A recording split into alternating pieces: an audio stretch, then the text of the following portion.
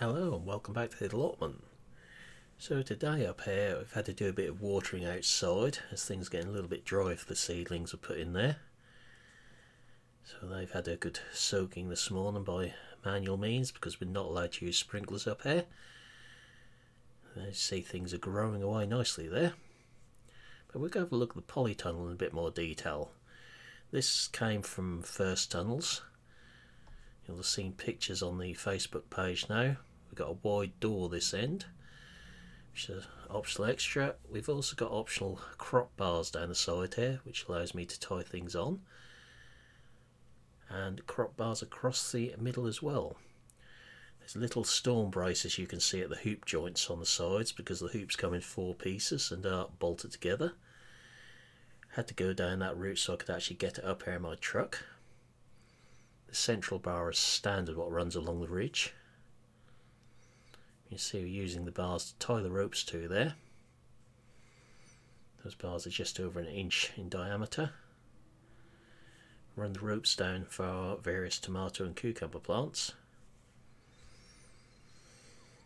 I've actually sunk the roots under the plant when I've put them in to hold them tight. Now this isn't a standard size tunnel either in terms of steel size, etc.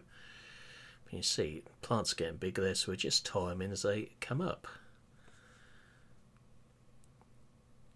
So the actual tunnel itself is, as I've said before, 10 foot by 25. The bars along the side there and these bars through the top are 25mm diameter, which is the standard size of the tunnel. I expect 35mm hoops for extra strength due to how exposed it is up here with the wind, which is a little bit of a concern that we didn't want any damage to the tunnel. So it's been over-spec'd really. I believe from memory the sheet is a 5-year guarantee job. Up here we've got all the courgettes, pumpkin squashes and everything. This is celery that was pricked out into trays the other day and transplanted singly. But today's job, to start with, is this tray of celeriac, or as some people know it, root celery. So they're all sown in this tray. Have to mind we don't trip over the hose pipe. It's for topping the water butts up again up here. So we've got everything over by the greenhouse to do this job.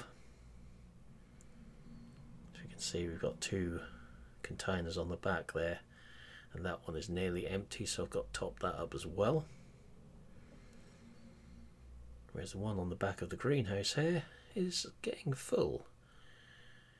So we're using a general purpose compost here, or multi-purpose, and we're going to be putting them into these 12-cell trays. And we're going to be doing it on top of the IBC there. We just cheat by putting the hose pipe down into the downpipe to fill that one up. And we'll get that in. Right, so hose pipe's out of the way. Fill the other one. We've got this compost here. It's not peat based, so it's full of all sorts in there. We've filled some trays up. Got 4 trays there, and now we just need to start digging these little seedlings out, but not the ones near my finger at the moment. They're actually weed seedlings. That's these ones we're after. There's a weed growing near these in the greenhouse. We're going to be putting them into these cells, and it's not the most interesting jobs, but you just dig them out with the label. Or certainly how I do them anyway. Make the hole in the compost there, being careful not to touch the roots, and just slowly keep putting them in. So known as pricking out or transplanting, depends what sort of language you use for them. You see hanging off them there's some really good roots. You'll be very gentle with them because you don't want to break the roots off. We'll give them a good watering once they're actually transplanted. Some people soak the compost first, I do it the other way around.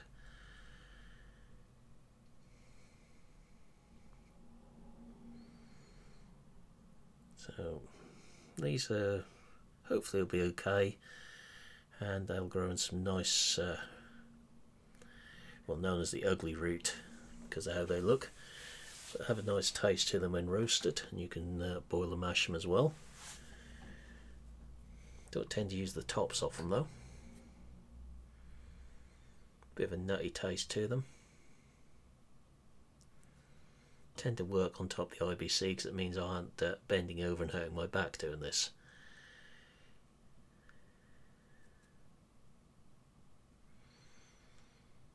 So you can see just how much root is coming out of them.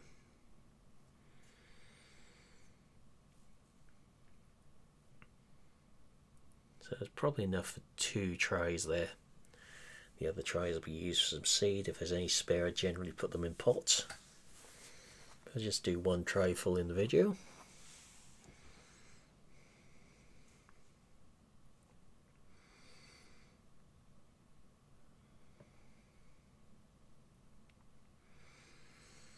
The bag of compost on the top there is actually peat based for getting the seeds started in. Different sort of compost, quite a bit more expensive. Just got to be a little bit gentle, we don't break anything there. The seedlings had a good soaking in the polytunnel earlier, but you can see there just how much root is on them.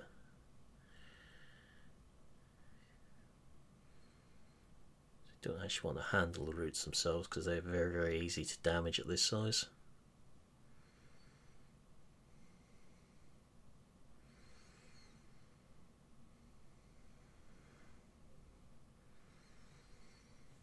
Now, I used to have a tool for prizing these out, but that's long since gone missing over the years.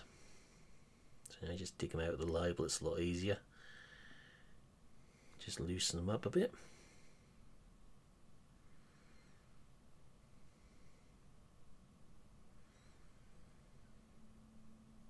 People have various ways they do this, but this is the way I've always done it. Try to keep a little bit of existing compost on the bottom of them.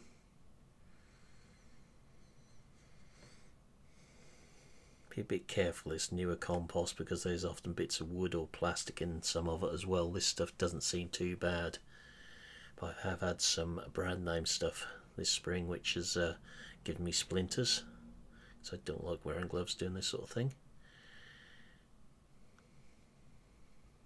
So there's 1 more to put in that tray now. And I'll just get on and do the rest rather than let you keep watching me do this.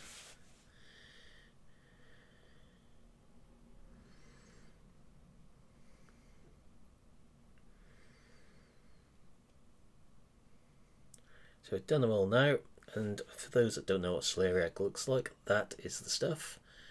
And if in case you're wondering why I didn't do them, those little specks there are the seeds. That's why I did not put them in singly, because I haven't got the patience to do it that way, so we just scatter through on top of the soil. So very small seeds there.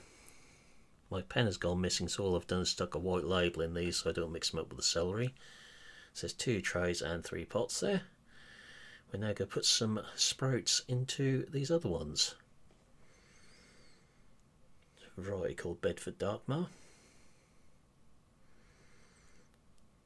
And these come from a company in East Anglia. And straight away when I get these on my hand you'll see the difference in size between these and the celeriac seed we were just doing or looking at. A lot bigger seed. So with these we just try to put 1 and sometimes 2 per cell, so between 12 and 15 per tray as a rule, just those 1 or 2 spares. Quite often I manage to drop 2 into a cell instead of 1, usually down to the size of my hands.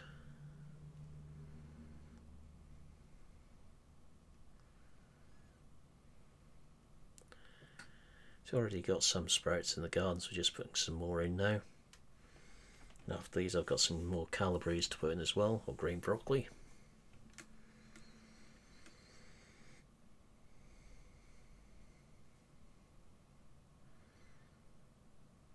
So these should be up in around a week. Should start seeing these surface, especially with how warm it is at the moment in the greenhouse.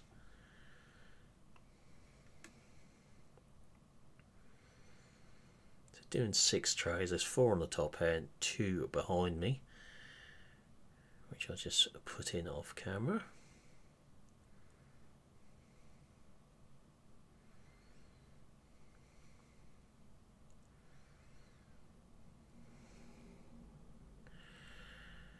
So now got some compost just covering with, just usually just rub a little bit between my 2 hands on top of the trays like so. Just breaks any lumps up just to cover the seed up. A lot of people use a sieve, but I don't have one of them up here. Although I've only had the allotments for a few months, I've been growing veg since I was knee high. This works just as well as sieving it, so we just do it that way. Just smooth it across the top.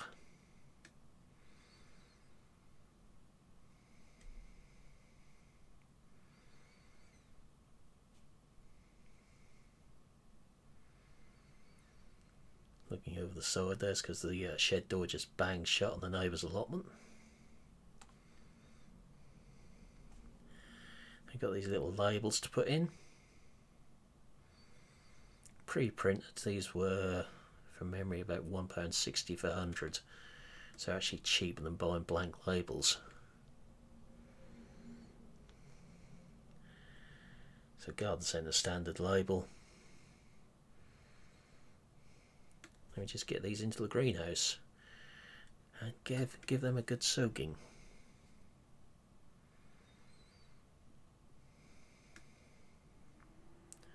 Doesn't take long to fill up out of this IBC, not when that's full. Pretty good water flow there.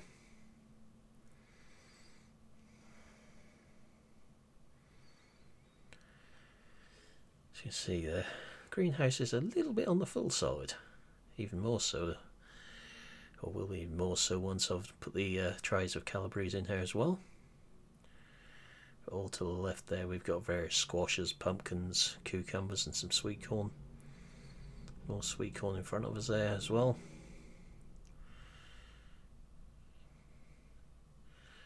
Courgettes and cucumbers to the right. More cabbages at the back there. Some marigolds and cauliflowers up that corner.